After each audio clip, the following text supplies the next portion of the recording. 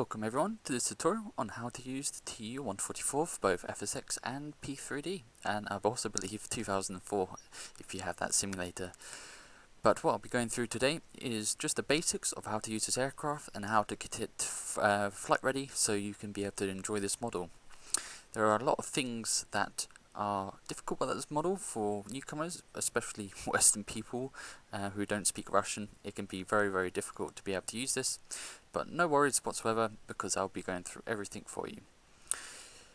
I'll also be linking below some great resources which you are able to use to help you to use this model further, which really helped me as well. There's a great instruction web page which goes through all of the details in a lot more detail than I could ever wish to explain.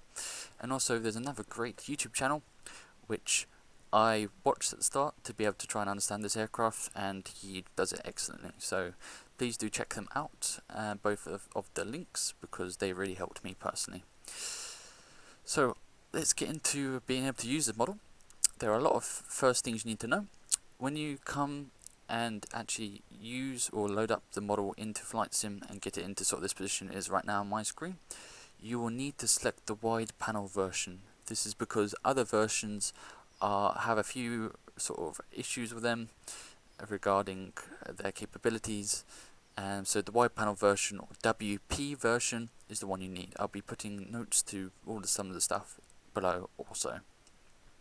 Another problem as well for newcomers when they come to use this aircraft is the aircraft does this. It starts to pitch up really rapidly, and this can be easily solved by first going into slew mode by pressing Y on your keyboard. Then you need to go to aircraft at the top, and you need to go to fuel and payload. Once you're in this menu here, you need to go to change fuel, and you need to set this to 45%, like so. Click OK. Once you have done this, you now need to go into the cockpit view, and now you need to press Shift 1. Let the panel load in. You should see something like this, and what this has now done is it will start the fuel delivery system, so it balances all the tanks. So if you press Y again on your keyboard, as you can see, the aircraft is no longer pitching upwards, which is what we want. Once we have done that, what I recommend to now do is that we go through all of the different panels on the aircraft and you open them up. So Shift 1, Shift 2, Shift 3, Shift 4, Shift 5, 6, 7, 8, 9, 0, and then just close them all again. And this just makes sure that we have loaded all the panels. Now, another issue you may have noticed when you come into this aircraft is that the camera goes up. Now, this is a very easy issue to overcome as well, and a lot of newcomers struggle with this. What you need to press on your keyboard first is Control and K, or you disable your sticks. Yes, I know this sounds weird, but you need to disable all of your control axes, or at least the ones for your pitch, yaw, and roll. That is because this aircraft has its own system to be able to configure stuff, and that's by pressing Shift and 5. If I make this a bit bigger for you all. And what you need to do is, firstly, you need to, well, let's go through what these mean. This here means your joystick, or what axis you've got. You can choose up to 4, and these will be defined for you. Here you've got your axes. Here is the button number, which we'll go through. Here is the axis selection, and here is the button selection. And yes, it's all in Russian. I'll go through what they mean. This dial will show us if our axis is moving, and down here we've got some other buttons as well. For example, this one here means center. This one here is the sensitivity. This means non-linearity, which is just a setting on how to set your joystick up. And this is the dead center, so if you wanted to set it to a null zone, I believe. And this here just means reset, invert, and that's all you really need to know. I wouldn't worry about this. This means off or something on those lines, but I've never had to use this.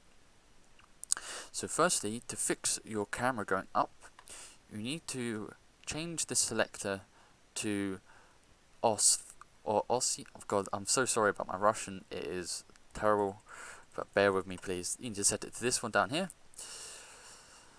And now you need to, if you've got a joystick that is, which you kind of need to fly this model, is you need to move your joystick around until, downward for me, this green light comes up.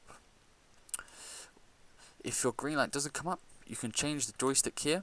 It needs to come up when you press the button itself. So, for example, these are continuous on, but you want the one which, when you click the button, it turns on. After you have done that, you need to click the save button function, which is this one here, and just click it once. And now that has saved it, so you can move around, and you should be able to move around with no issue whatsoever. Now we need to set up different axes, like your pitch, roll, and yaw, and this can easily be done by finding your joystick, which I like to do by setting one of the axes here, and just move it around so you found the right one, like so. You see, if I use a different one and try and move my stick, nothing happens. But once I choose the right one, you can see that when I move my stick, it actually moves. Now, you need to select the right axis for your elevator. This is what this means here, is the elevator control. And you need to have this select. You can see you can use these to change them. I believe this is Rul Viestovny. God, bear with me. I'm sorry if you're Russian and you have to listen. My Russian's awful, but I'll try my best. And this means elevator. So now, once you've found your axes like here, all you need to do is click this button, and this means set axis. Once you've done that, your elevator command should be set. Now you want to move on to your rudder, I believe. So this is for, if I can find my rudder control on here. Here we go. And now you need to set this to this one here, which is for rudder direction, or yeah, rudder. And all you need to do is exactly the same. You might have to invert this. So when we come to start the aircraft and it's the wrong direction, I'll go through that, but just click save axes for this one, and that will save it for your rudder direction. We'll do invert and do this later on.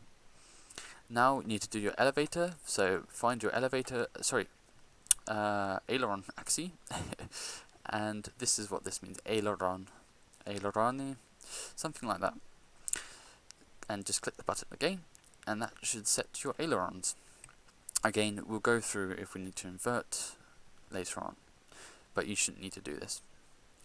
Some other things you might want to set, and I'll go through what they mean, is which I like to use.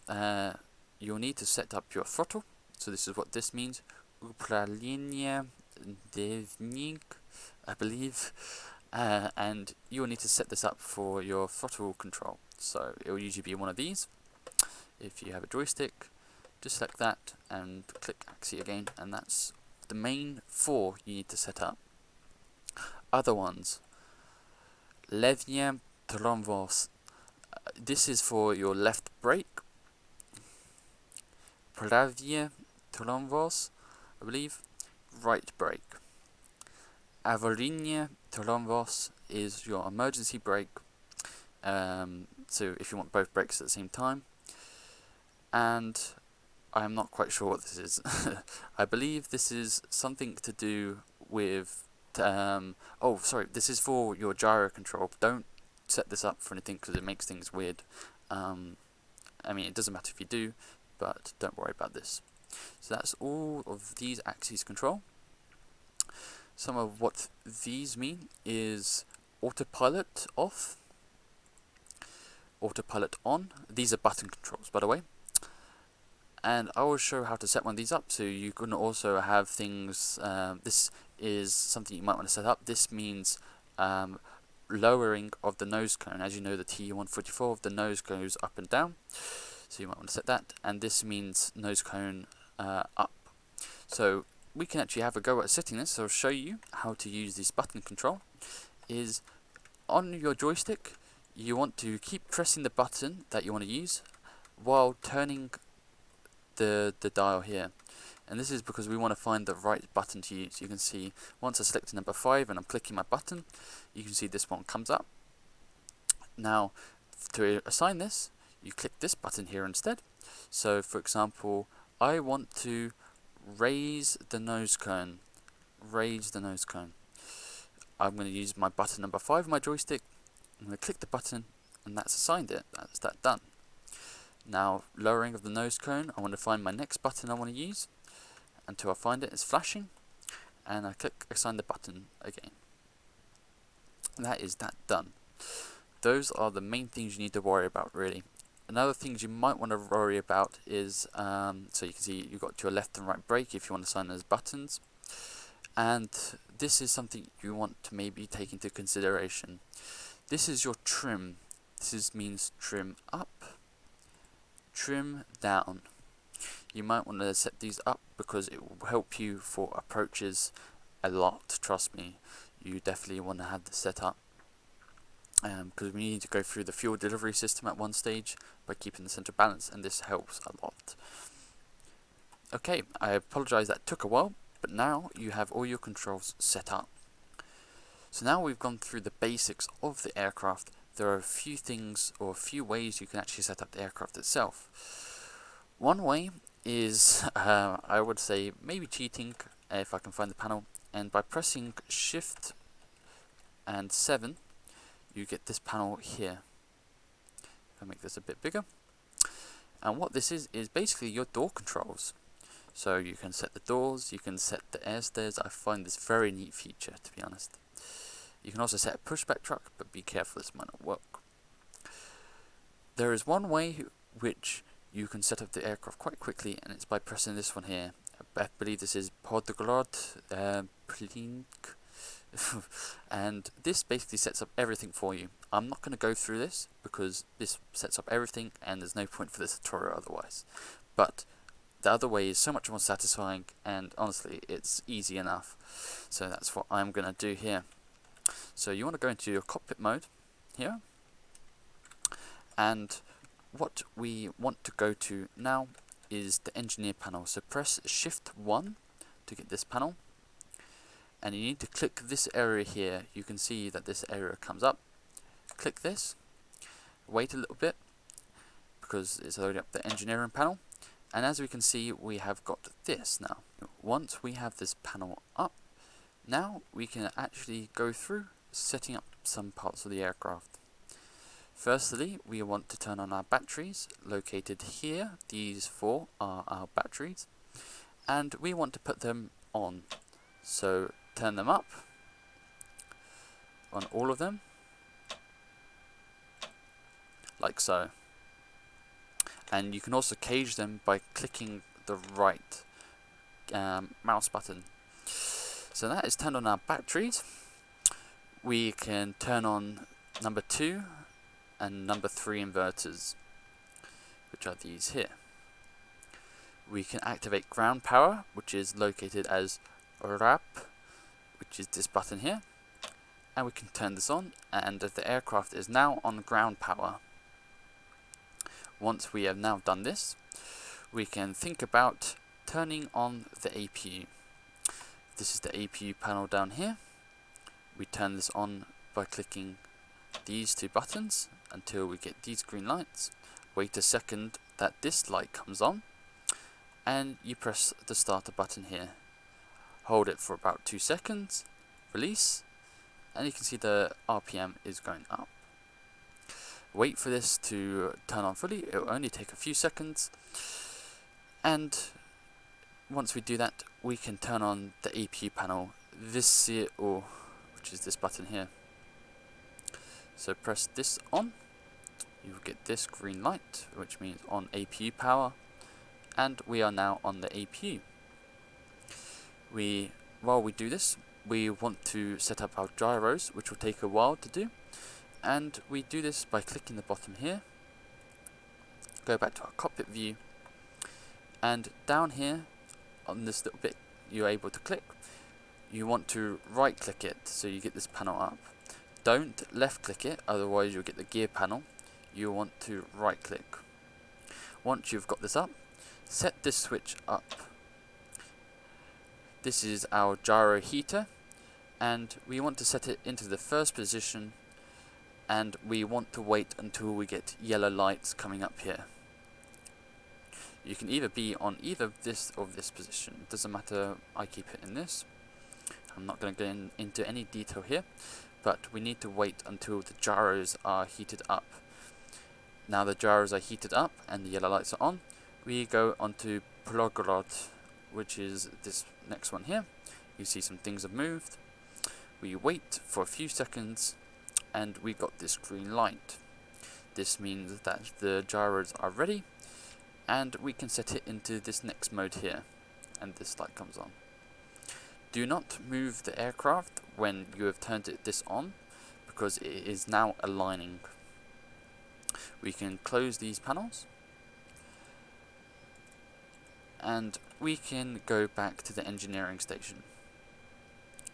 Once we are at the engineering station, we need to do a bit of housework. So up the top here, click on this and turn these all on. These are for your fuel gauges. As you can see, our fuel is coming up. Now we need to refuel the aircraft. As you know, we set it to 45% fuel, which is equivalent to 44 tons, roughly here. It's currently showing for me around about 49 tons, but this is normal. We are actually able to refuel the aircraft to our desired setting now. Now the fuel system has balanced out the fuel by clicking this dial here. As you can see, this fuel gauge appears. This is basically like a refilling or gas station you normally see, and we can set up how many tons we want. So for instance, I can set up 10 tons by clicking this dial here, and we can click this to refuel the aircraft. Now we will like to need around about 55 tons, which is preferred around about this area here. On our fuel gauge, this S, or it looks like a C, it's an S in Russian, is for our main tank, and this can be set to 55 by adding some fuel. We can start filling up as so, and this gauge will start to come up.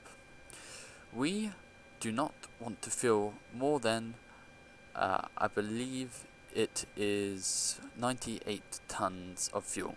Otherwise we'll start filling up the tail tank, and this will cause issues with the stability, because this aircraft actually trims itself using the fuel, pretty much like Concorde. So this can be sometimes a bit of a slow process, hence why we're doing this now. Roughly 10 tons to add it on to get 55. It doesn't have to be, you can fly with any fuel setting, but this is recommended to fuel it up. And just to give you an example, if you get a red light at all ever come up, stop the fueling process immediately, because this means that you filled up the tail tank. So you can stop the refueling by clicking this. As you can see, the gauge was going up slowly, and this is how you refuel the aircraft. Now we are able to take a look at the ventilation system by clicking over here, and this loads up this panel over here. Let me make this a bit bigger for you. And this is our ventilation system of the aircraft.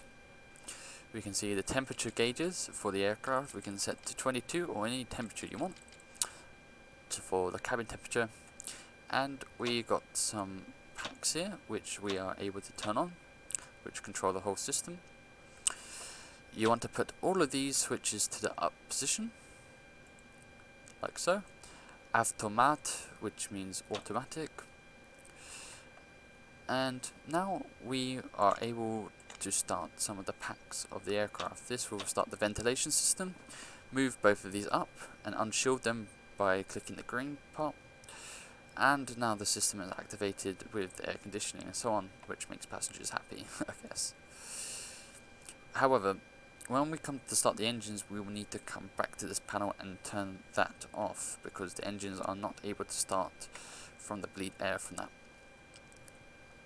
You will see that, we can see that none of these gauges have turned yet, because we need to move the valves, I believe, down here into the on position for the cabin. So you can do this by this switch down here. You need to hold it up. You see the button lights at the top left will also come up in a second and off. And now we can see that these lights have extinguished and the gauges have moved up, which means the cabin system is now on. Now we want to move on to our fuel, this yellow box here. You want to move all of these up, and this will activate all of the fuel delivery system in a second when we come to start the engine, like so. Once we have got all of these up, we want to put the fuel delivery system or the fuel balance system into the automatic position. We now should go back to the main panel by clicking the bottom and make sure that your gyros are still good, and once they come online this will start to move. We want to also set up some avionics. It depends how you want to do this. You can click at the top here and we get the top panel. However, I'm going to go through it in the virtual cockpit mode. If I go to the top panel here, we can see we have a whole bunch of controls. On the left here, we have our cabin controls, so stuff like seatbelt and no smoking, everything can come on. This here is for our wipers, if you ever want to use them in rainy conditions, I guess. And all this other stuff can come up. And we should hear an audible tone, like that. And that is normal.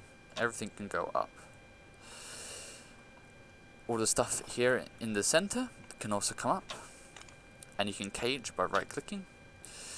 We want to set this to 60 degrees. We'll talk about that a bit later on. And all these can also come up. These buttons here unfortunately do not go up unless you do them in the 2D panel mode. So go back here to here and flick these up. If I come to the right side, these can also come up. These are your lights. And here is your taxi and landing light. We will do that in a second. All these avionics come on. And this is the overhead set up.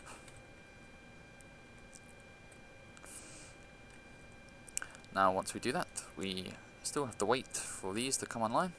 In the meantime, we can also set up some autopilot system by clicking over here and turn these on.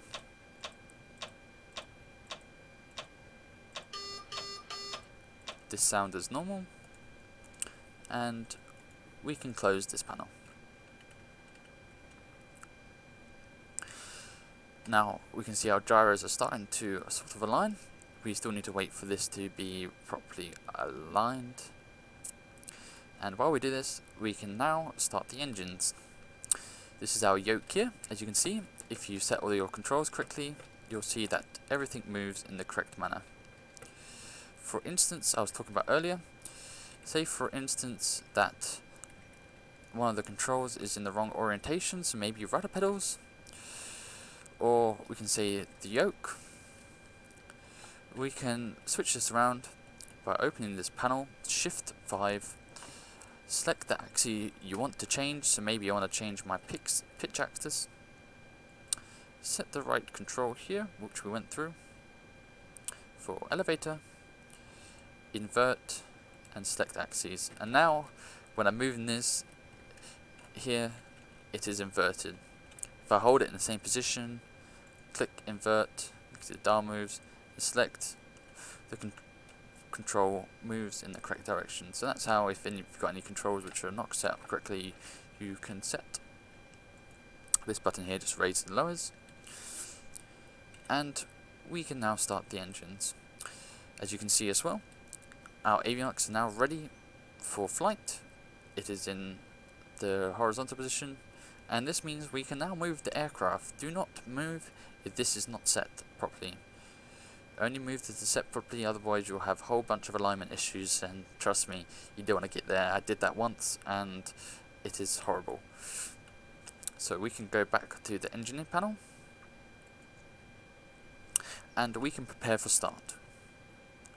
go back to the ventilation panel, turn these off for the bleeds, close this panel. Now we need to set our start levers here in the bottom left forwards. We can now activate the start panel by clicking down here, and we get this gauge. If I make this a little bit bigger,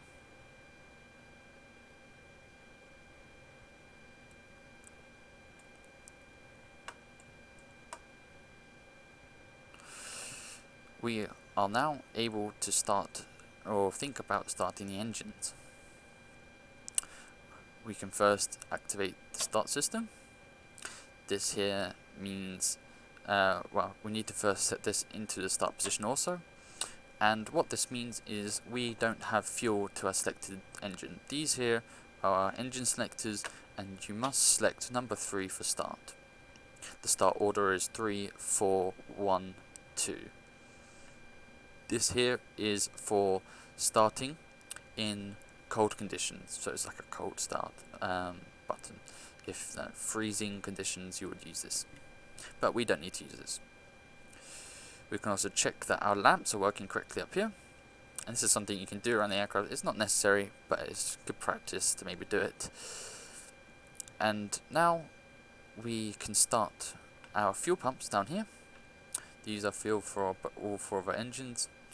Because we're starting number 3, it'll be the 3rd one across, and you put this into the down position, like so.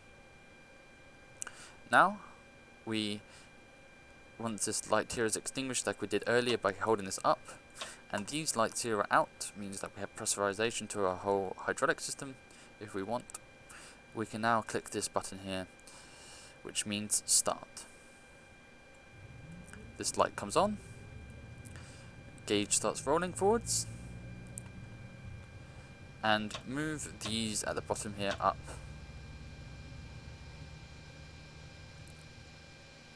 Once this light here comes on, we move the switch to the up position. This light on, up position, like so. We have a good start.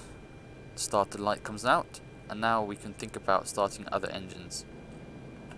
Okay, now that the engine is stabilized, we can start number 4. Click here. Fuel pressure is not on, so we turn on the fuel pump, and we have this green light.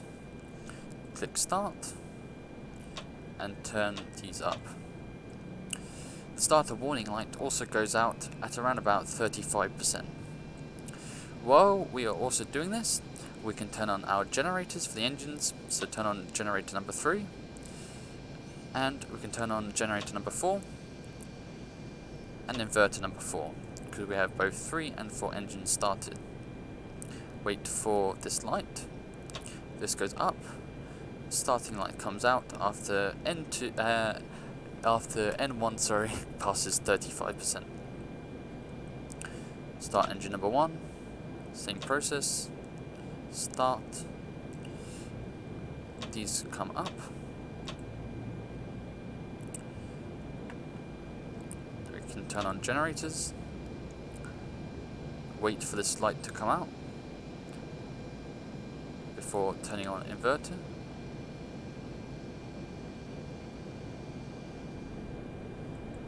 And turn it on.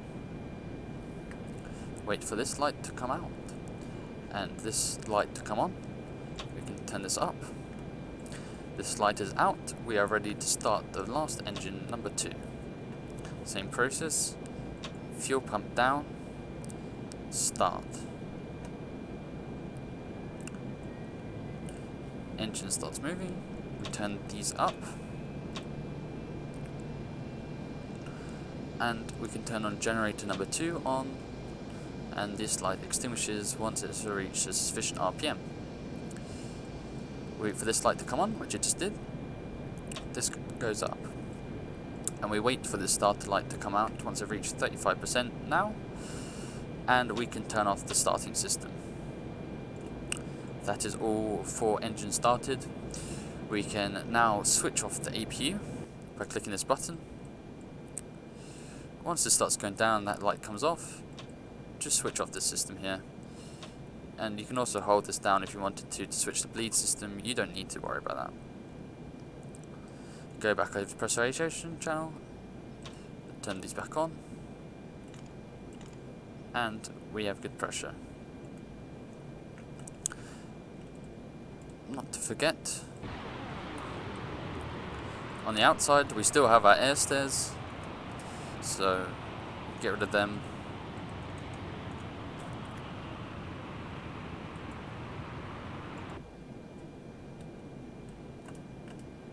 Okay, now all of our engines are started, and we also have the APU switched off. We can just do a check that everything is in the correct position. We can turn off ground power and APU power.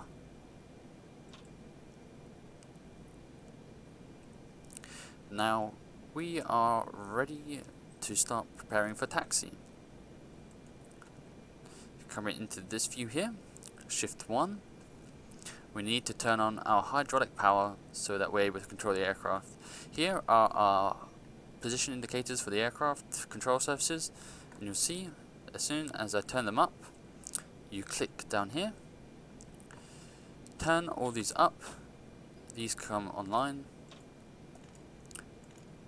and cage. And we can turn this off, and you can see these gauges have come up. If you move your control surfaces, you can see these move around. So this one on your left here, which is moving, is rudder. This here is elevator position at the top. These two at the bottom, which are moving side by side now, are aileron position. Of course, this uses both the ailerons and elevators in the same control surface, so hence why we have two gauges for them. Okay, we can come back here, and now I will explain to you why this switch up here needs to be set to 60 degrees. Sorry. This here is our nose wheel steering, and we set it to 60 degrees whenever we're taxiing. You can see this light comes on. Back on our panel down below, you can see this red flashing light. And what this basically means in Russian is takeoff config, if you're from the West and stuff, is the aircraft is not ready for takeoff. And this is all due to this switch at the top being to 60 degrees. For takeoff, we'll put this to 8 degrees. You can see this light still is flashing, but that's because we don't have our fins at the side extended, but this is one thing we need to worry about. So set this to 60 degrees. Coming up here, we are able to extend the nose, because as you know, this has got the extendable nose. So this can be done a few ways.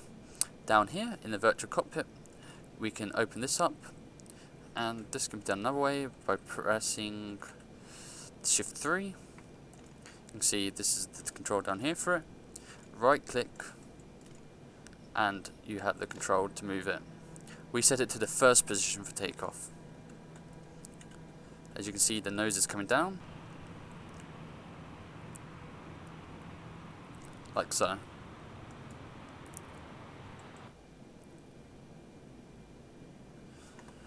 Now we have this into the first position. We can extend our canards, which are at the front.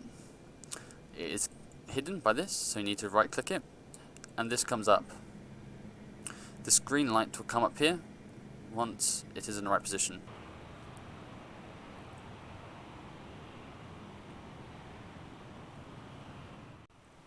Okay, let's start pushback. Press Shift P, release parking brakes.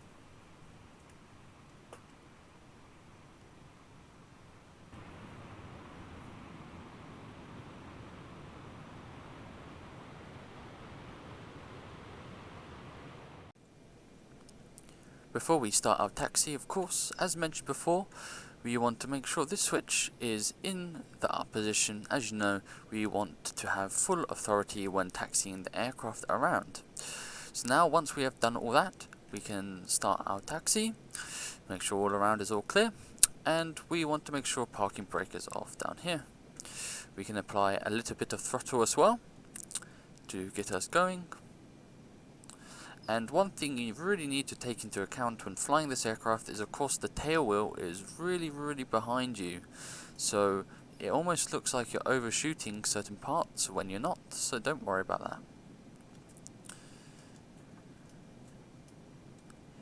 Let's see if I can make my way to the active runway down here. So for example, this turn here, almost looks like I overshot the taxiway. But essentially, I'm dead on it. So that is one thing you need to kind of get used to when flying this aircraft, is that it looks like you overshot some things when in reality you haven't. So really do take that into account. That is one thing really worth thinking about when flying this aircraft, because it really can play with you. So now we're at the taxiway here, and I've cut out all the boring taxiing for you. We can now go through what to expect on taking off the aircraft. So let's just stop here at the runway threshold, and I'm going to apply parking brake, which is down here, if you haven't used that already. So what I've found with this aircraft usually is that the rotate speed is around about 330 kilometers per hour. This is our speed dial right here in the center. Down here we've got also a Mach meter, which I can probably talk through a little bit more once we are actually airborne. This is just points of Mach. So for example, this is Mach 1, Mach 2, so on, which I have found. Angle of attack gauge over here, which is quite useful sometimes. And also I believe we've got some sort of pitch device here, which is quite nice, which we can also test, I guess. But anyways, also some other thing to note about is when flying this aircraft, you will tend to use this a lot.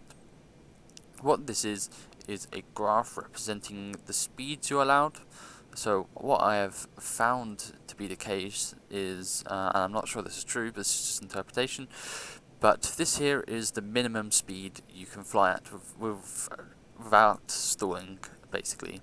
Because usually at these speeds I've found the aircraft pitches up quite a lot, so don't go to this line as much here. The second line is something I recommend you to aim your speed to be at. It's quite comfortable cruising. You'll see at the bottom here is your speed will be in kilometers per hour, and here is your altitude. And this red line here is for something for you to never exceed. I can also run through some really basic things in the autopilot, though today I am not going to be running through to use the FMC. This will be another time.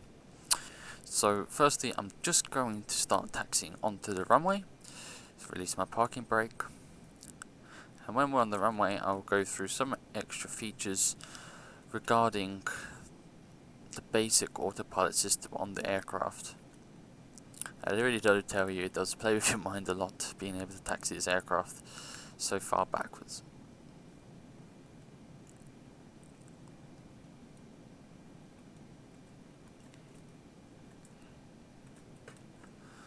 I see, I'm still not that good. Anyways, parking brake on again, and we'll go through some of the autopilot systems which are here actually on the stick.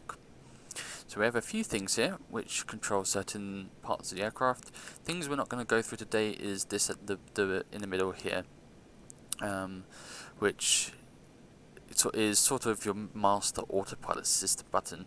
Here you got LNAV, you got LNAV and VNAV controls respectively on the side, and on the further corners here we have got bulk, which stands for holding your heading, or it is also controlled in another panel I'll show you earlier, in a minute. Here is your vertical speed adjustment.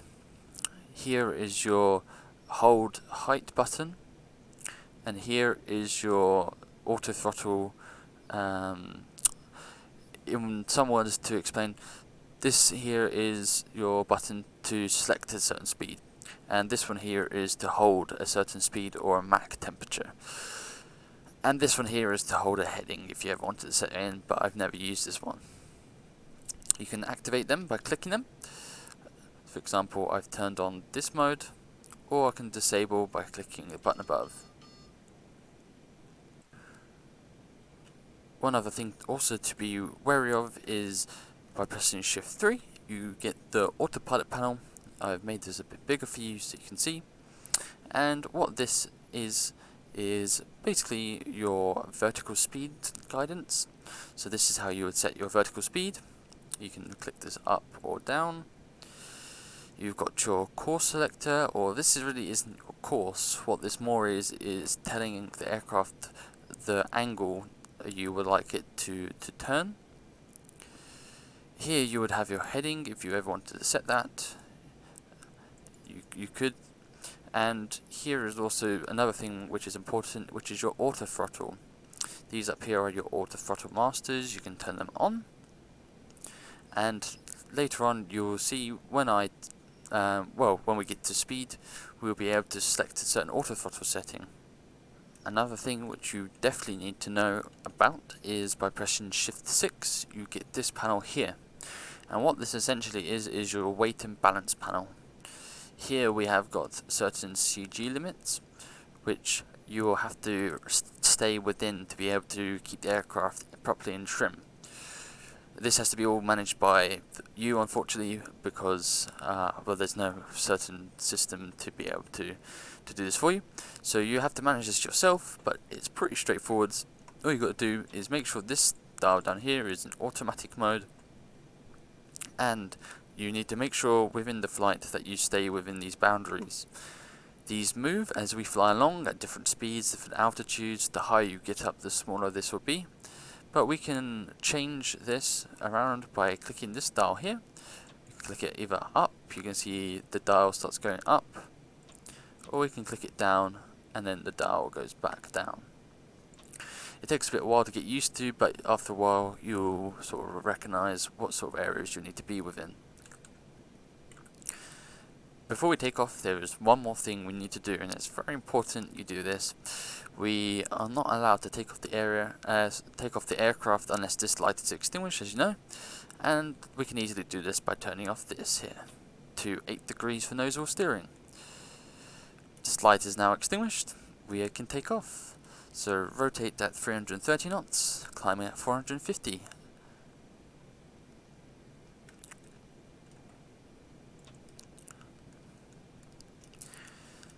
Before we take off, there's also one more thing very important we must do.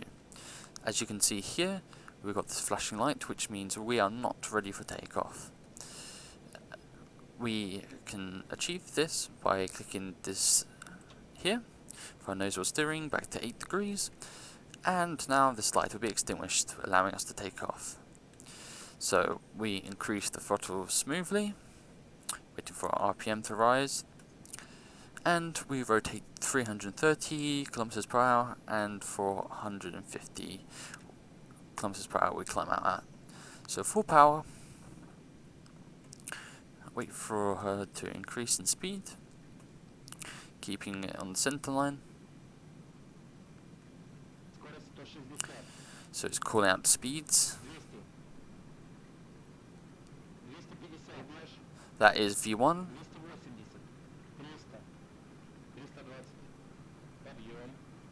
And that means rotate.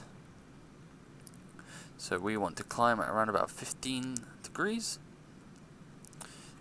Gear can come up. We're going to maintain runway heading. And climb at around about 450 kilometers per hour, you can see on the gauge. I'm going to do a few things so I can explain some things to you.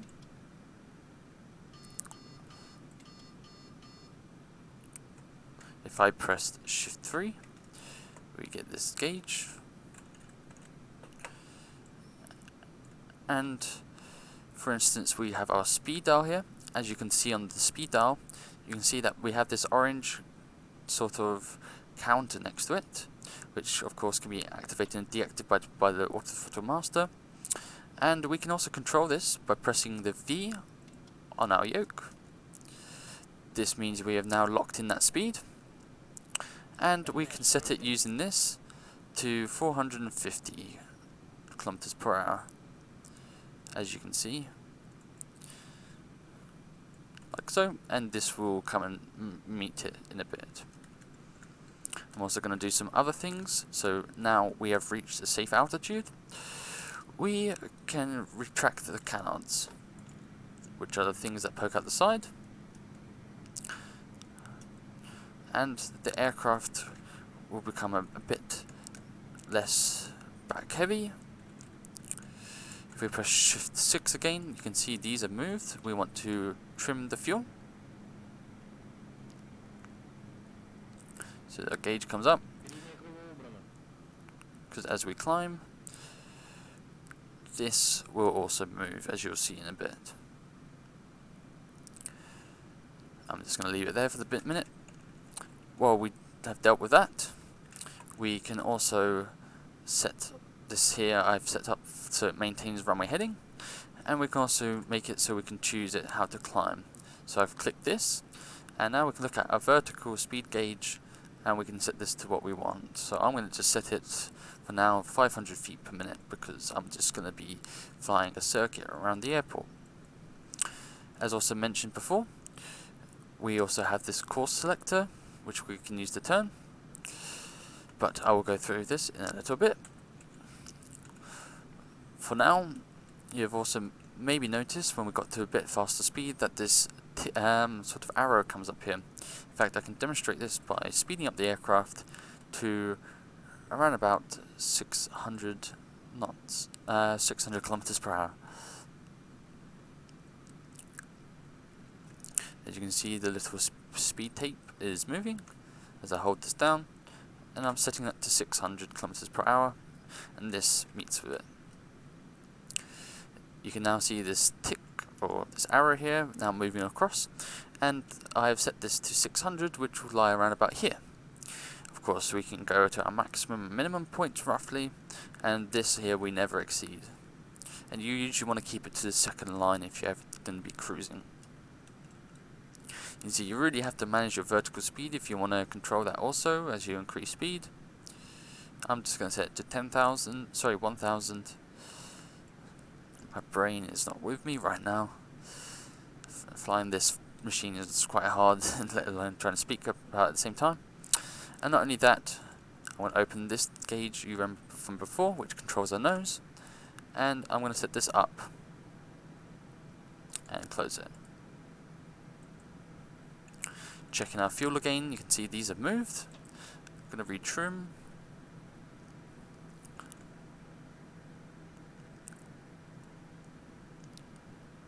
And while that does that, I'm just going to level off here.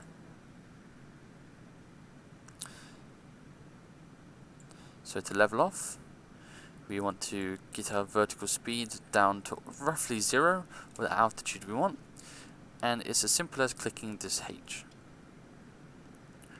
Now that will hold our altitude for us. Checking on the fuel. We don't want to get it out of these limits. If you do, this light here will appear. And now you are able to continue your journey or wherever you like to go. For example, you can use this course here we talked about, and I can set this to around about 90 degrees on this gauge, and the aircraft will begin to bank left. Well, now that we are now cruising along, I can talk to you about our Mach meter and also this graph here. So for instance, I have it now set to 7, which is 700 kilometers per hour. And down here, you can see that this arrow is now resting very comfortably on the 700. This graph does move the higher you get up. So for instance, this line here will become further to the right, meaning you can achieve higher speeds. And this here line will also become a lot closer to this, which is something you need to look out for. The band becomes a lot more narrower. Also, we can talk about the Mach meter, which is a very important dial down here. And you see that we have got two dials. One of them is a thin dial compared to another thicker one. The thinner one represents your Mach number. For instance, we're roughly 0.6 Mach right now. The thicker one represents your true airspeed times 1,000 in kilometers per hour. Now, there's one thing you need to be aware of, is that when you start to pass through Mach 1, you want to disengage the auto throttle system, because you'll see as we pass through the shockwave, if you ever do, which I'll cover in another video, this starts to fluctuate and it's unreliable, so the auto throttle system might start to freak out a little bit and you might run into some issues. So let's go through how we would actually come to land the aircraft. Firstly, we would like to lower our nose here, so I am going to lower the nose to the first position, and further on the approach I will also lower the canards, which means that we can have extra stability at the lower speeds. Not to forget to check on your fuel balance, and I will talk to you a little bit on the approach. So now that I'm back with you on the approach to Charles de Gaulle, I am going to deselect the auto throttle system by just moving my throttle quadrant, and that will deactivate the system. Not only that, we're going to start decreasing our speed, and we want to run about 450 again, is quite preferable. We want to also really get our speed down because this aircraft goes very fast, and also you'll see that our approach angle will be very steep. So I'm going to take back manual control by clicking the button at the top, and we're getting our speed down. We don't want to be too fast when we open up the canards, because this could also possibly damage them. So I think I'm going to start opening up the canards, taking a check at our fuel. In a minute, well, the lower you get to a lower speeds, your fuel balance will come lower, so I'm just trimming in account for that. Be careful also when you open up your canards, you'll probably be pitching up quite a lot. So we've got the airport 12 o'clock, I'm not quite aligned. You can see now that this has changed and we are not currently in balance, so that is something we need to do. And you just need to wait patiently for this to drop down. Also, taking a look at the speed, around about 400 kilometers per hour right now.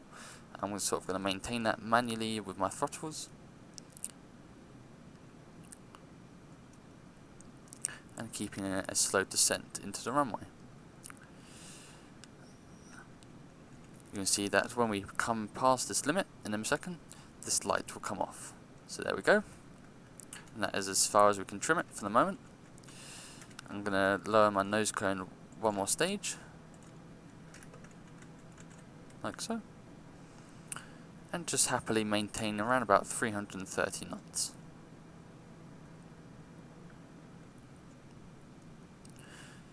It's really a lot about controlling the aircraft, because it can be quite sluggish at times, especially at lower speeds, and not only that, this has been built for higher speeds.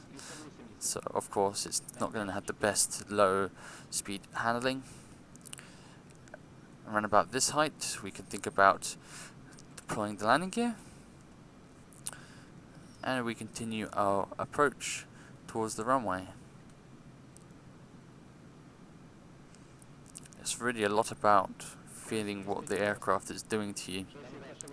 So right now what people are counting out is different altitudes we're at. You can see our approach is quite high, and this is what we would expect. This aircraft you do need quite a steep approach into, so you can actually just see the runway. You see that when we get closer you can barely see it. So maintaining speed around about 400 to 330. So there we go, we've got speed, altitude callouts.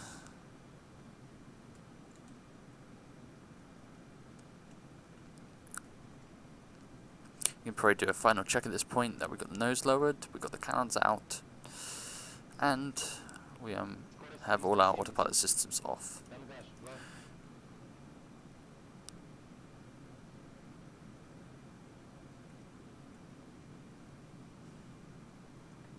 see I've actually become a bit too low at the moment, just on glide path. And see, this is the view you've got. The runway is really low.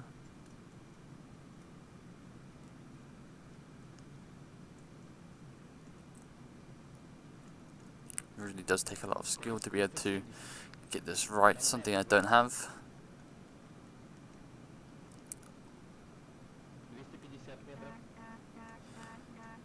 There we go.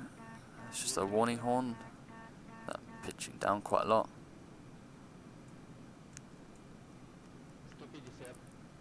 Maintain 330.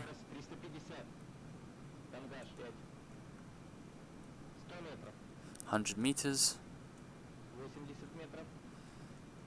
75. Go. 30. 20. 10. 5 meters. 3 meters. Oh god, my landing's awful. 3 meters and 1 meter. There we go. So we need to make sure that we have our parachute system armed, and you need to press the slash key, which is the spoiler system.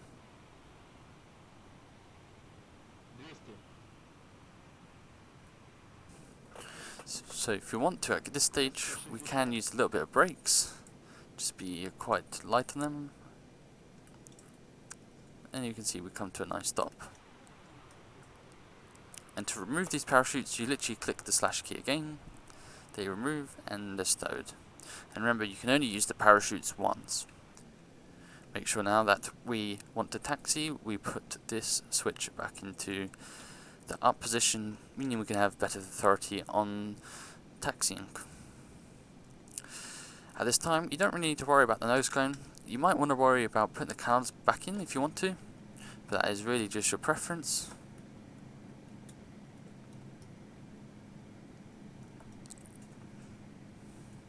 And we can taxi back to the gate.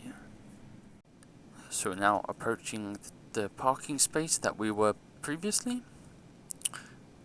Remember, the nose was steering.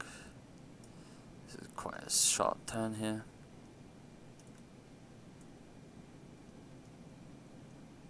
And we can see our parking space on the left.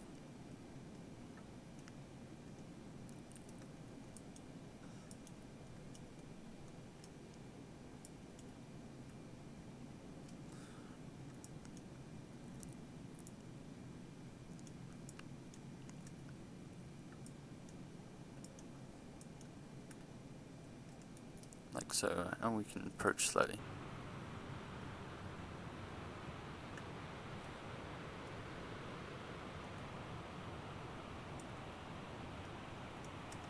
Once we have come to our desired position, parking brake on, and we can run through some shutdown procedure. It's your choice again with the nose cone, but you want to press shift 1, go back to the engineering panel, and firstly we want to go back onto ground power, so you can click the switch up. You can turn on the EP if you like by following the same procedures as before, but it is as simple as putting these levers back.